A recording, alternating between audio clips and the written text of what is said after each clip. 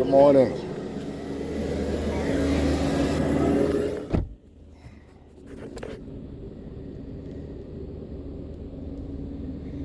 Can you hear me? Yeah, I can hear you. Oh, okay. I just needed a Okay. little privacy. Oh, okay. No problem. That's what I kind of figured. I said, well, I think I saw it come and then I went back. I said, well, let me just go back in and go from there. Yeah. Okay. Yeah. So my name is Deborah Brown. I'm your HR manager, support for the radio shop, mainly all of IT and things of that nature. So um, I understand you have some questions regarding the cell phone or call policy. No, I really didn't. I was just a little thrown off guard by, the fact that it was literally just drafted, last week and dropped on our desk and was asked to sign this thing, and I didn't agree with the writing of it. I didn't think it was Okay. truly necessary. Okay. When you first came on board as a new hire, did they not explain that to you or give you that to review? Because No. it is a signed form. Yeah, no, that Because was. of the type of because of the type of work that you do, it is. I know you're on call where you have the on call phone Uh huh. during that time, but in case of emergencies, where there's stream problems, they may have to call workers in for assistance, and that's where that policy comes into play. Yeah, no, that wasn't presented to me, Okay. or explained, or none of that stuff. None of that was explained whatsoever. Okay. So because there are no exceptions to it. So that puts us in a predicament because if we do have an emergency situation, because you're considered as an essential worker in that line here. Um, let's see here. Let me get on the radio shop. Hold on.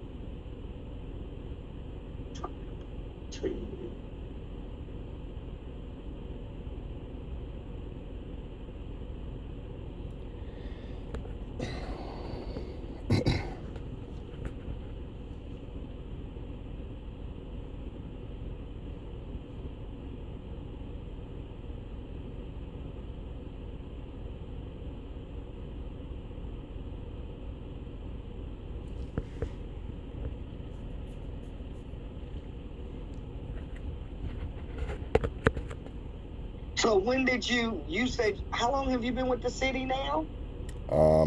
This is probably the fifth month. Okay. And this is the first time you've seen this policy? Yes.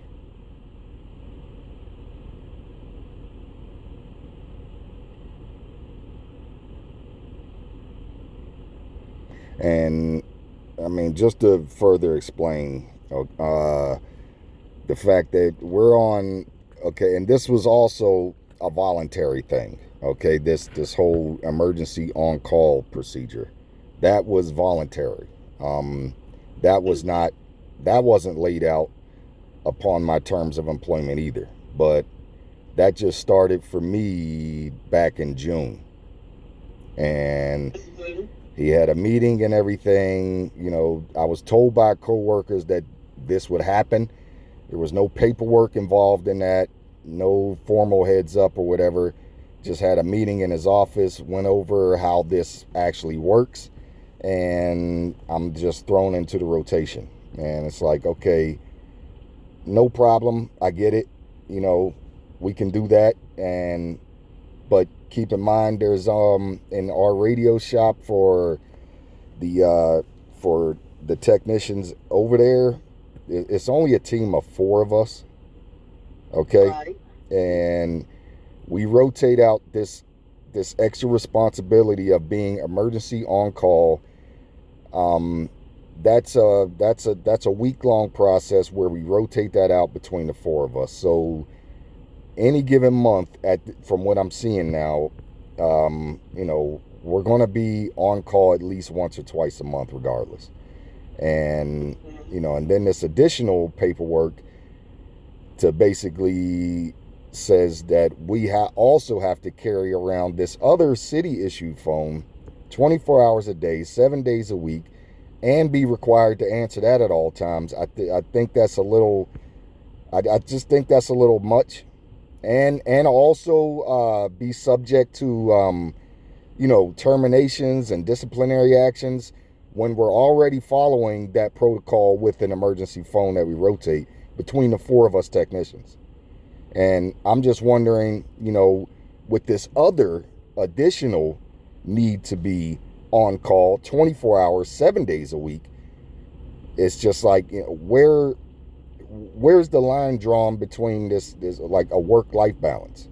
Where's the line drawn to, where employees can actually get off work and actually be off?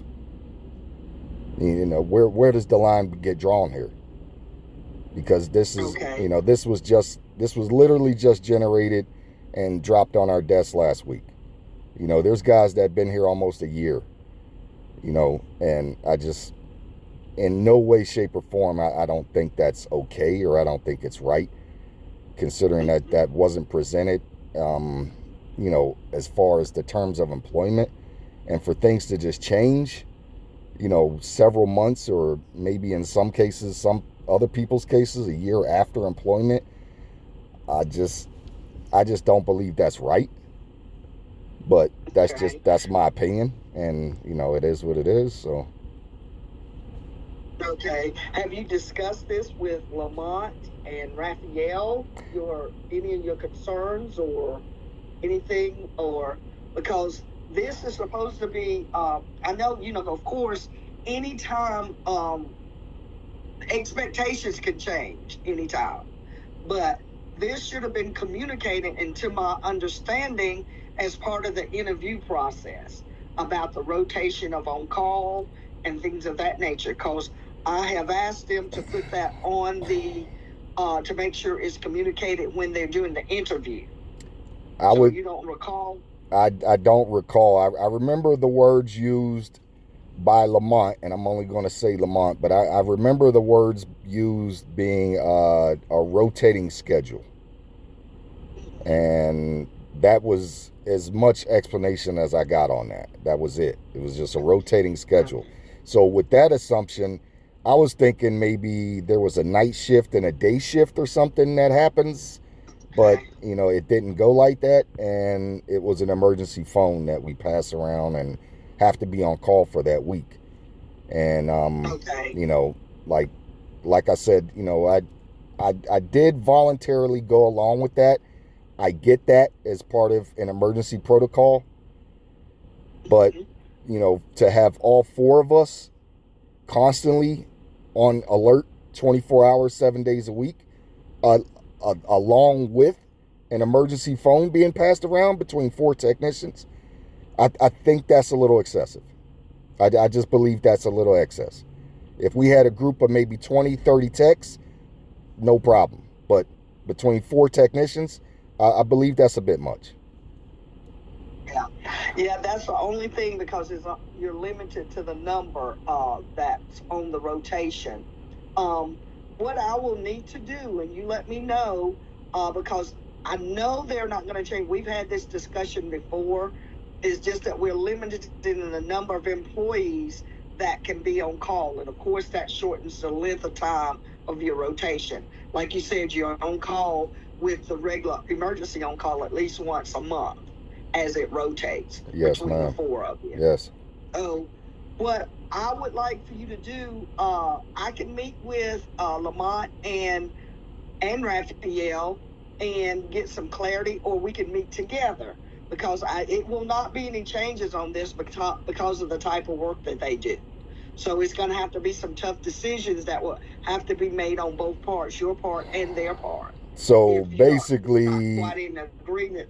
Okay, so basically, to clarify, you're basically saying, like, and just to repeat his words, that me not agreeing to this right now is basically terms for my termination, because that's what I was told. Because they have. Right. Yeah, it is, because what Wow. it is they have to have someone that will be able to rotate the emergency call, and as, say for instance, as things arise outside of your normal on call where you have the phone, the emergency call, if we have some type of tragedy or tragic accident, we will need to contact you.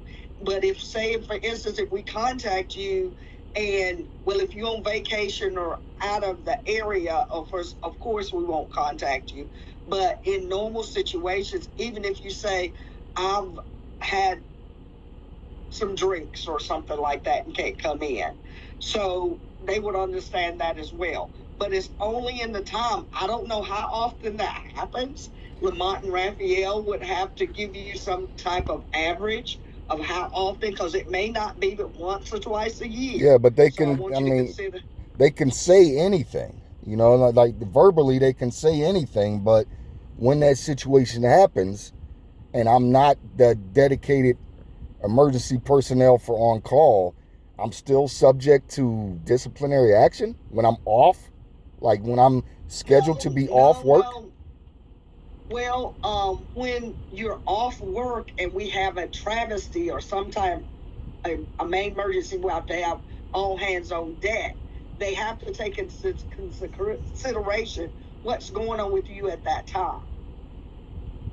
But they still have the right to call you anyway. But if you say, I've had some drinks or I'm out of town or something like that, that would be definitely a consideration, but it's not line for termination at that standpoint. So that's the reason I think we need to get some clarity. Yeah, I definitely need clarity, like in writing, right, as far as how this is supposed to work, because I'm just not clear on what these expectations really are. What's considered an all hands on deck emergency? What are the repercussions of me not answering this phone? Like, I just need clarity on this 100%. This, it's kind of like signing a blind contract and subjugating myself to whatever type of, you know, whatever type of punishments that can happen, you know, in effects of me not, you know, picking up that phone. I think that's a little, right. I think the lines are not clear.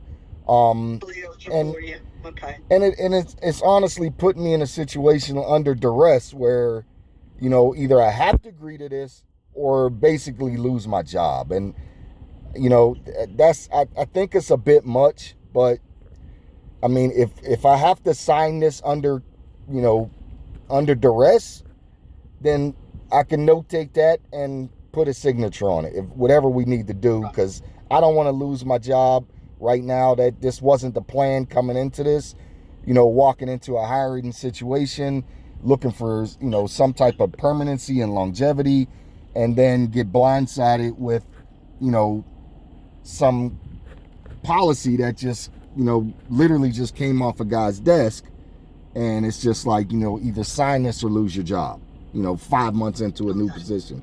It's a little stressful, to say the least. Right. Okay. Well, what I'll do, I don't want you to be under duress, so don't feel that. I already am, and I feel like me not just complying to this already, I already feel like, you know, there's little tension, you know, little tidbits of retaliation going on right now, and it's already making me feel uncomfortable in this workplace. And this is what I didn't want to go through, but it's already happening, sadly. And I'm just trying to figure this out. Okay, now you mentioned retaliation. Yep. How are you feeling that towards, how's the retaliation come into play? Literally just Friday, you know, it seems like every single work order that I've turned in was like, you know, thoroughly, you know, fine-tooth combed over, looking for any and every single mistake. And I already see the pattern of this type of stuff. I mean, I've unfortunately, I've been through this type of environment before, where it, you know, it seems a little off. I've been through this before, And I'm already seeing the patterns here where several work orders were kicked back. Oh, you need to do this, you need to do that, and I'm like, that wasn't covered in your instructions. But I'm playing along with this as best I can, regardless of the stress level right now. I mean, nobody plans to walk away from jobs. I mean, I'm not a Powerball winner. I don't have, hundreds of thousands of dollars just saved away for me to just, lollygag and just, walk away from responsibility. I applied within this city organization because I thought this was the, the best and brightest pool of employees to be a part of. But I mean, it's just right now I'm just, I'm just feeling a little sidetracked here. Okay. Now, on Friday's incident, this past Friday was July, what, the 5th?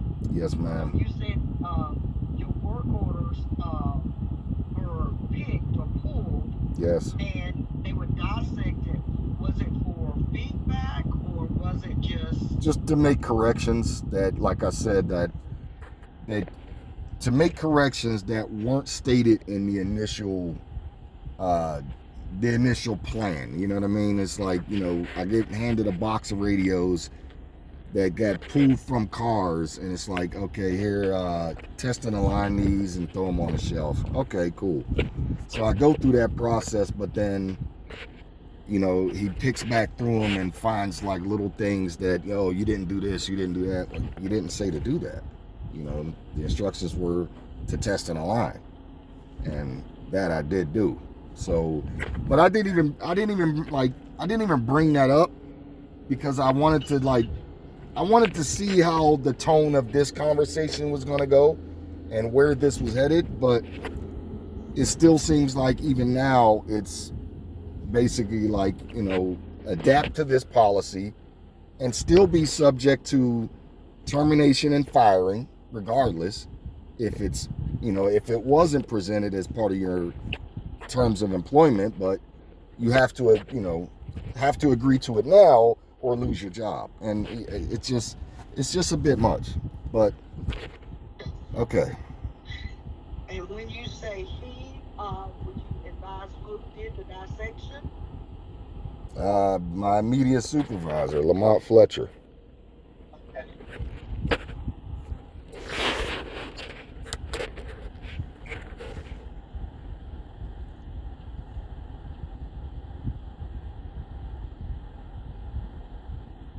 Now, are you comfortable with having a meeting with Raphael and Lamont to discuss this for clarity? Not really, because it's something that's going to already be enforced regardless. So I kind of don't. That's what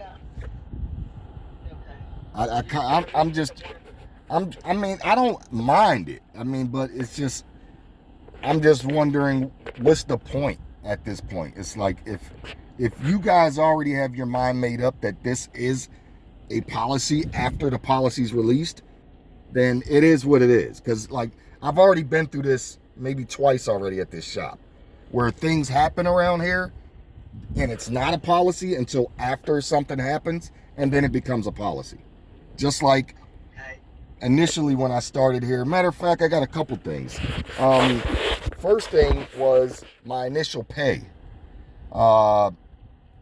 When this job was offered, the pay range was between $62,000 and $67,000. That wasn't offered to me. All right. When the final offer was approved, Lamont told me, and I can't quote the pay scale that he made up on the spot, but it didn't reflect the pay that was advertised, when I applied for this position. He said they're basically doing it under some other type of pay scale because other employees didn't feel right that new employees would be making as much money as them or something like that. I thought that was weird. The next incident that happened to me was in this shop, and I remember checking out a key for a vehicle to go do work. Some other employee came from the back of the office somewhere, a whole different team, screaming about we can't use the truck and all this other stuff.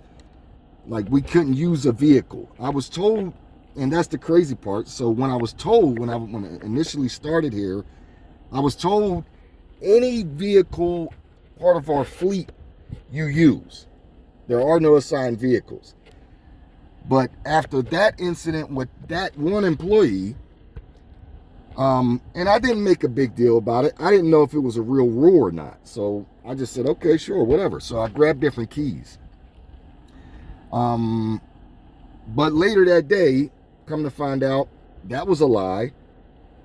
And Lamont ended up meeting with the other supervisor from the other team, and they basically made it a rule like later that afternoon.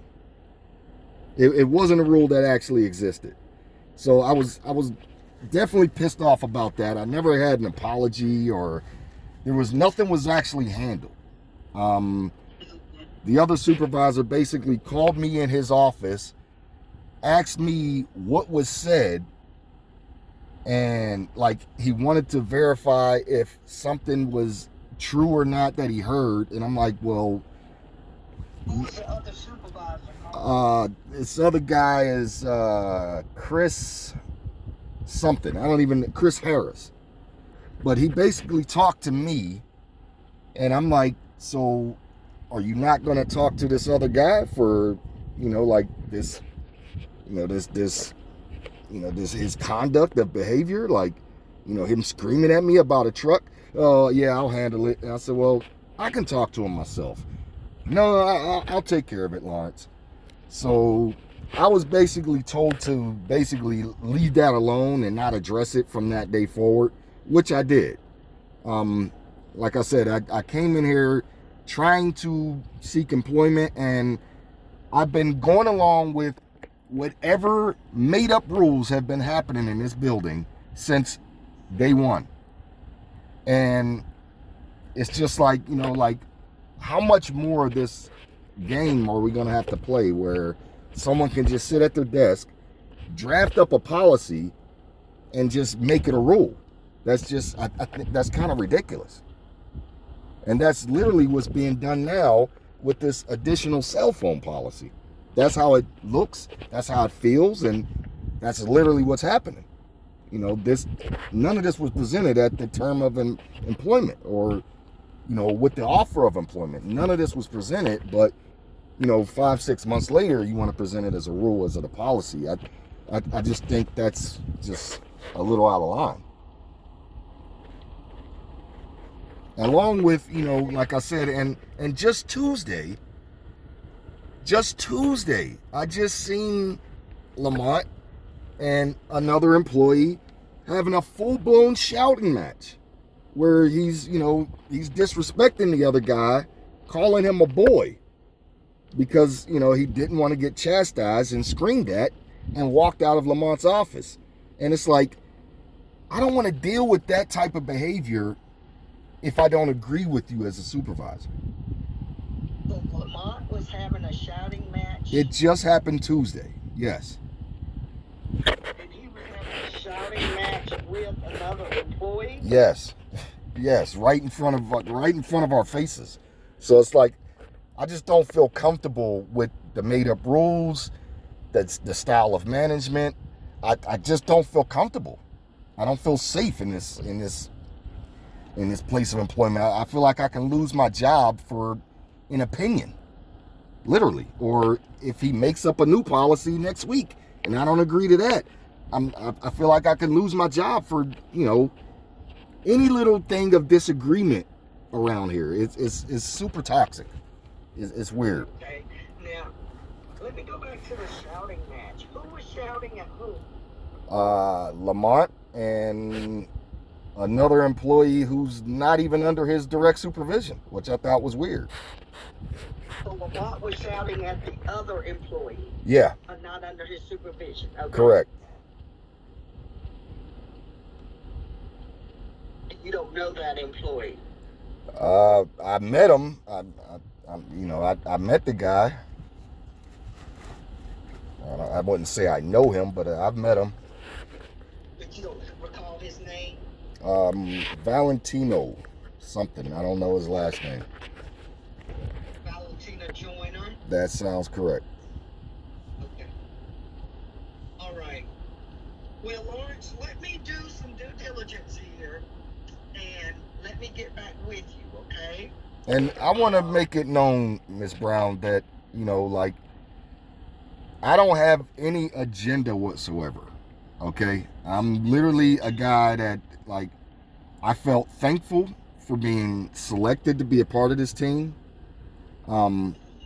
Thankful for, being a city employee. This is an employment line that I've been seeking for a couple years now.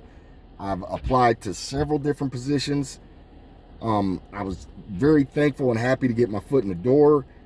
I am qualified to work in other departments. That's not a problem. But I didn't walk into this situation necessarily thinking that I would be considered essential to the city as far as like police and fire type of schedule. That wasn't an expectation of mine at all. I do have a part-time job after hours. I am a father, and like, I didn't have any expectations of being on a 24-hour a day, 7 days a week on-call basis of employment. That wasn't an expectation of mine at all coming into this, and it wasn't ever discussed, never brought up, never brought to the table at all. I mean, I honestly feel like if that would have been, laid out or even part of the job description on the internet, I wouldn't have applied. I mean, just to be honest with you. But I do like the job. I do like, getting back into this field. It's been some years for me. I would definitely love more training. That's also been kind of an issue where a lot of things are OJT, so I'm picking up a lot on my own. I don't have a problem with that, but when I get chastised for specific things that weren't taught to me, or I wasn't trained to do, that kind of creates some blurred lines also. But this whole situation just seems super messy considering the person that that I'm involved in this with. I just don't feel like this will go in my favor in any kind of way, shape, or form. And if possible, I would, if I'm forced to basically oblige by whatever new policies that can come out of anybody's printer and anybody's computer, whatever day of the week, I don't have a problem with trying to apply with a different department where maybe things are a little bit more, set in stone, where rules are already established and expectations are already there. I would love that, because, I mean, this is a great employment opportunity, and I didn't walk in here with the intentions to mess anything up or ruin an opportunity or walk away. That wasn't my intention, but that's all I got. Okay. Well, let me do a little behind the scenes work, and I will get back with you directly. Okay. I'll set up another meeting like this, and if you need me, just shoot me an email, and if you don't mind, you can do it on your personal email and email me to my work one. If you don't feel comfortable with doing it on your work email, write down the incidents like you told me about the shouting match that took place, and also the initial pay, and in the shop about the key checkout of the vehicles. Okay? Just send it to me. You got my work email, right? Yes, ma'am. I ma'am. can give it to you. Okay. You don't have to do it, like I say, on the city. You can do it on personal. and just send it to me Yes, ma'am. and go from there. Just write up a statement. And what I'll do is do my due diligence behind the scenes and go from there. Yes, Okay? ma'am. Yes, ma'am. Okay? Yes, ma'am. And you just hang tough. If there are any other questions, just feel free to reach out to me, okay? And yeah, but I just want to reiterate again that, you know, I'm not trying to buck the system for the sake of, you know, just bucking the system. I just, Right. you know, all I consider myself doing here is literally trying to make some type of stand for what seemed like an impromptu policy. Okay. You know what I mean? Because yeah, I don't think any employee in any position, you know, I'm sure, you know, if you're in your position, what, you know, 15, 20 years, and they just come out with a new policy tomorrow that says, you know, you have to personally reach out and make a phone call and check on the mental health of every employee under INT, or you lose your job. Like, I'm sure you would go nuts about that change, you know, because that wasn't part of your, you know, salary negotiation. It wasn't a term of employment that you agreed upon, you know. So that's just where I stand on it, where you know, it just feels like a blindside policy, you know, 5-6 months after someone, you know, starts employment. That's just where I stand on it. But like I said, if I have to sign this, if I'm forced to sign it as of no other option, no other form of agreement, and you know, I have to keep my job because I'm not in a position or even desiring to go through the whole job process and job hunting process again. I don't want to. You know, no one likes that. I hate it personally. I hate the whole interview process and the application process. So I don't know. I'm just hoping maybe, you know, there can be some type of understanding to where, you know, okay, this was just dropped on you guys. I get it. You know, I don't know, but we'll see. Because you are aware that policies do come in effect right after something has happened. That's the reason they try to usually put policies in line, you know, especially when it's down to job duties. That's when the department can implement a change or policies and things like that, and expectations can change. Because if you see something's not working, I'll take for example the vehicle. Sounds like that was something that may have changed in the process. And I don't know about the pay. The pay may have been where, I don't know what that is. I'm going to have to find out more about that than the initial pay and things of that nature. Because the only thing I can think of on the pay is the equity or something was happening. So I don't know. I don't get into the trenches all the time with the salaries and things like that. They do ask me if there's some questions. I just want everybody to be equitable. I don't want to say if I'm working, I've been there 10 years and I'm making $58,000, and then you hire 10 years later and you come in making $20,000 from higher than me, then that creates an inequitable employment. It's okay for you to come in there, but you need to be moving me up here too. Okay. You know what I'm saying? And that's kind of what he said. That's kind of what he said. Something about some equity or something like that. But I'm like, I thought that was strange. I just thought that was kind of strange because it was advertised for a different bracket. Right. Yeah. So, and that brought up a good point. So we may need to, because if they are we're listing it higher than what we can give you, you should have at least been at the minimum of 62. And I feel bad. I never took like a screenshot of that or anything. I don't have any proof of that. I can look it up. I'll have to dig a little deeper.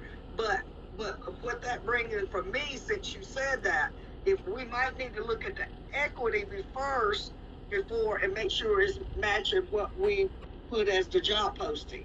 You know what I'm saying? Right. Right, because if we posting it for 62 or more, and the equity saying it's 40, I'm just saying that. Why are we advertising that and you can only get paid 40. Exactly. You know? Exactly. Yeah, so I understand that. So I'll have to do a little due diligence. So give me a little week, just hang tough on it, because I do represent 5 departments, IT, several, and 4 more, and things of that nature. And Radio Shop falls under IT for me. Okay. So let me do that, and I'll try to contact. I'll have to get supervision involved. And like I say, you just make some notes and send them to me as needed, okay? Yes, ma'am. Okay? Yes, ma'am. All right? All right. Okay, then. All right, thank you. All You right. hang tough. Yes, ma'am. All right, thank you. All right. Goodbye.